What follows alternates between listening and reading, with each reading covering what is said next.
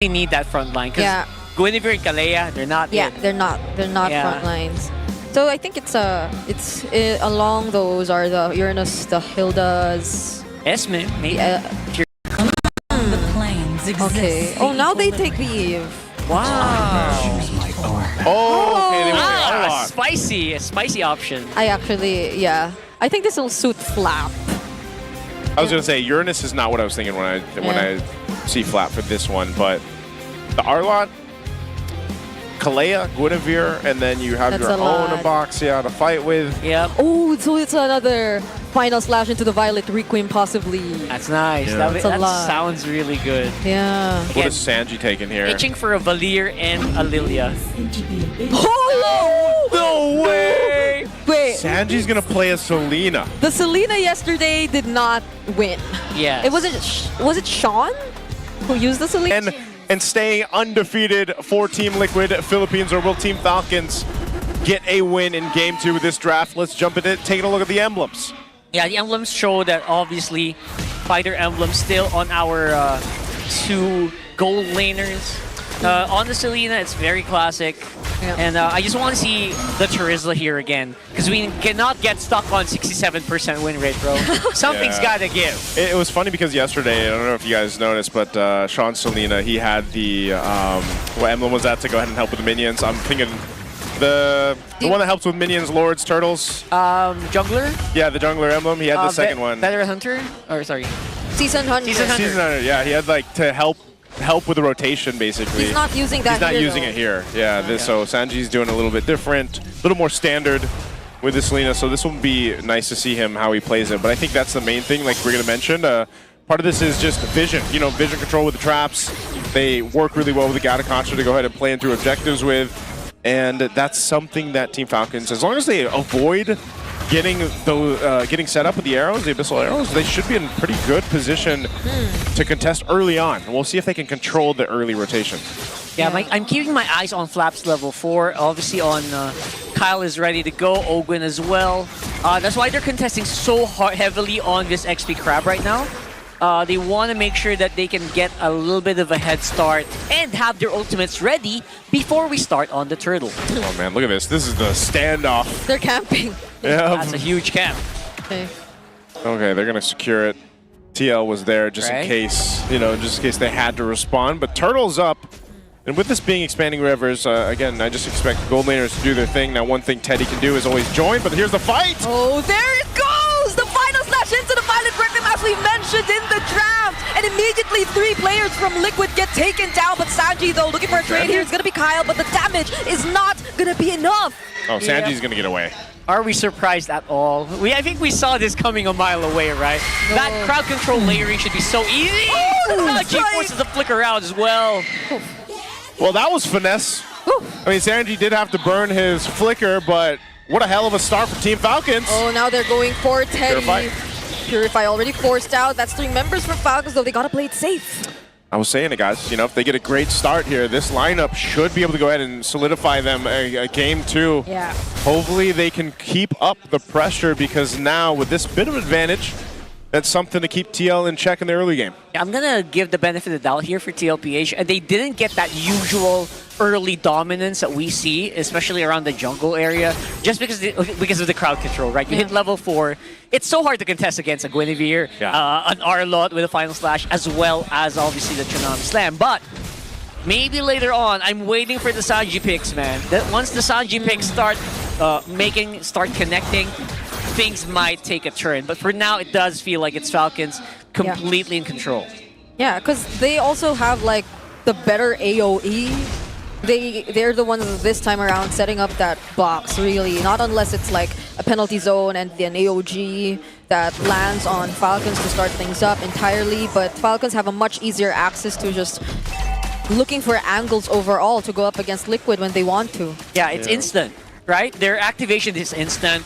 For JP, you have to wait. Speaking of JP. Okay, not gonna use the Tsunami Slam just yet though, but there you go. And into the Violet Requiem 2 at that. So there are just multiple ways to combine these ultimates from Falcons. Oh man, and they're gonna push Teddy off the turret here. So some extra gold gonna go into the hands over to Team Falcons. That's unfortunate. You can't Avatar the Guardian out. if you've got all that expended on you and then a Tsunami Slam to bring you back. They have like four ways to stop that. Yeah.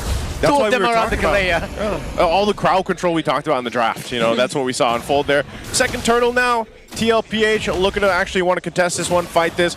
Teddy doesn't have the Spirit of Destruction yet, so he's going to stay up there with Super Marco.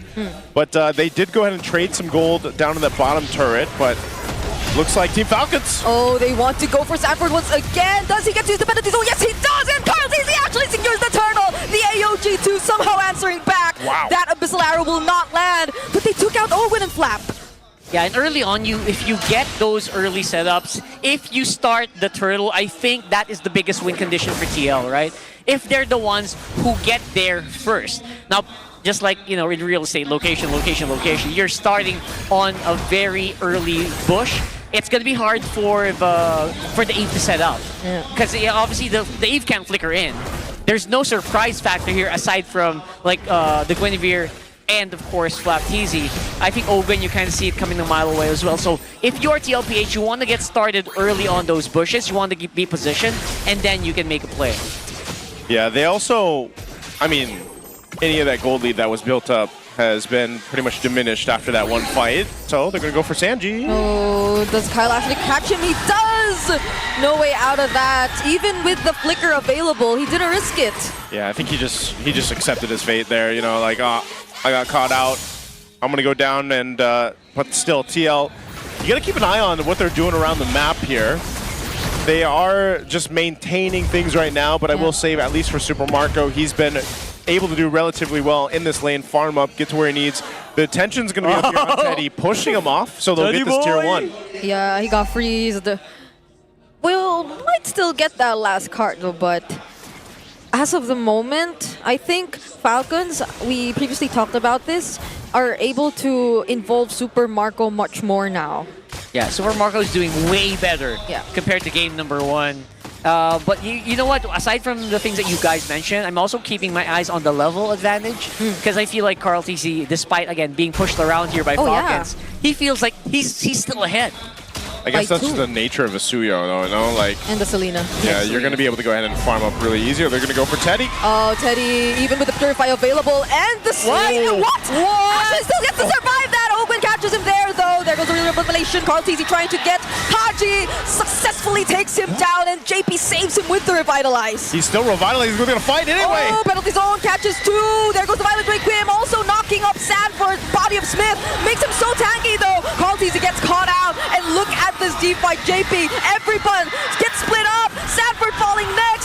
JP2 will have to get away. Gets caught by the Dauntless Strike, but he does not live. Wait, does he actually win?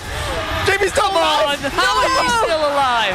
Oh, JP bought so much time there. Ogwin luckily doesn't go down, but it was a juggle under that turret, and now the last turtle of the game will go to Team Falcons. Yeah, this is the Falcons that I experienced, or that I expected to arrive today. Very decisive, very in your face. They're actually making the game hard for players even like Carl TZ.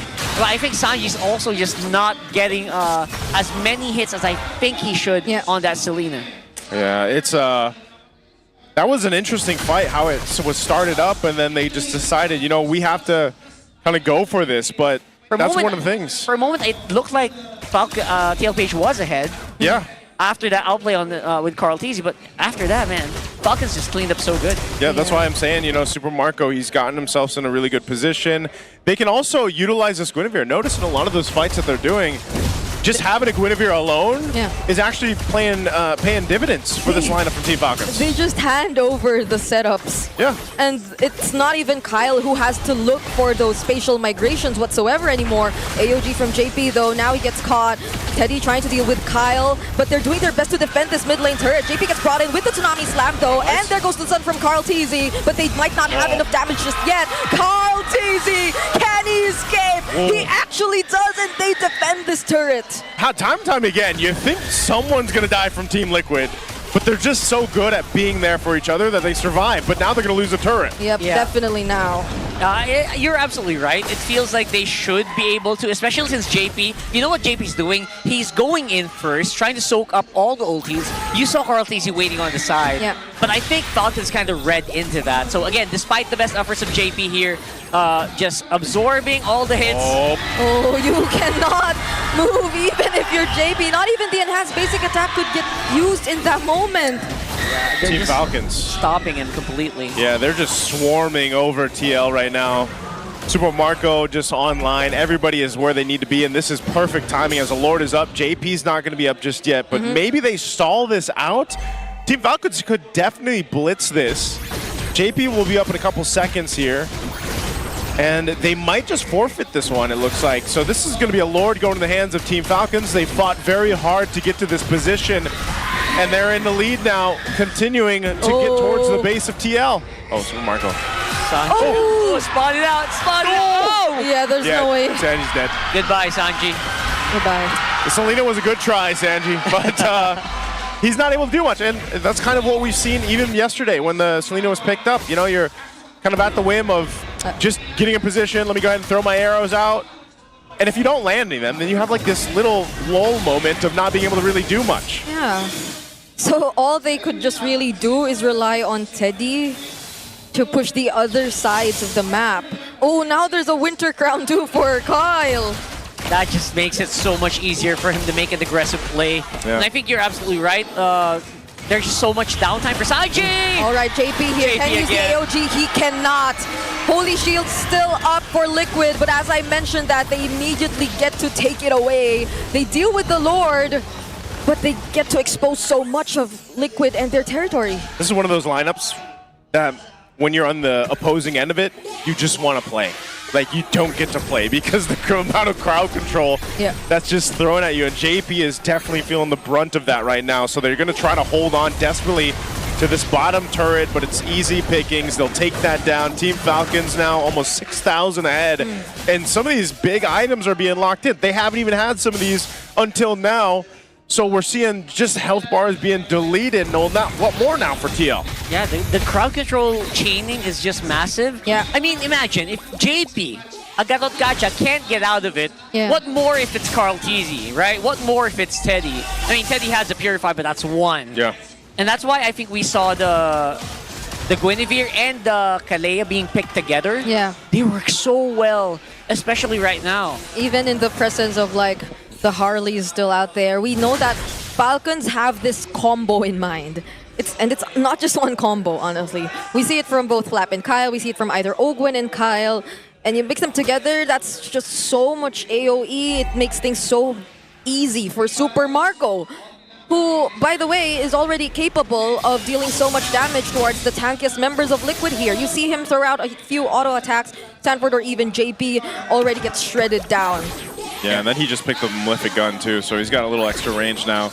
This is what we were thinking would have happened in Game 1 with Super Marco, Exactly. but the composition just didn't allow him to do what he's doing now. And I think that's the biggest thing that is a difference here for Game 2's factor. Also, you just have a great potential to set things up the way you want if you're Team Falcons. And that's why for TL, it's a little bit hard to decide, how are they going to go for this? Is it going to be a solo pick-off with a Tsunami Slam, or is it going to be Flap setting up with that Arlot?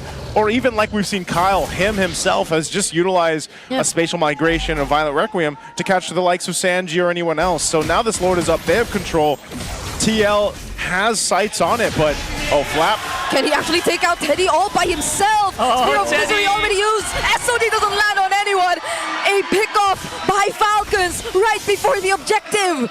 I'm not sure what the idea was there for Teddy. I don't know, man. I guess it was just information that was kind of denied from them. Teddy thought he was fine, but absolutely he was getting wrapped around. Yeah, and I think because TLPH cannot reach out or cannot extend into these bushes, they're lacking that info. Yeah, I don't know, but without Teddy here for another 10 seconds, they're going to lose their base turrets for sure. Yep. We'll see Team Falcons looking to cap out this game too. That's the only wave clear they have. Sanji gets taken out as well. Another final slash onto JP. Still has the AOG and is able to keep himself safe. But there are just so much waves incoming for Falcons. It's going to be a big wave here. And again, I think Sanji's going to be here for the fight, Yep. but they have to clear this mid. Oh, they gotta clear this out. Middle turret goes down. Team Falcons looking to cap this one out. Lord almost there to the base. They should clear this out. Again, TL still has Teddy up. They'll manage these waves, but can they manage this Lord? There's a Lord. They have to clear this Lord. Concealed from Falcons and the spatial migration from Carl into the final slash and the real world manipulation. Not to mention the blazing duet taking out 3 from Team Liquid. A flicker from Haji. Teddy has to go back, and we're going to a game number 3. The undefeated are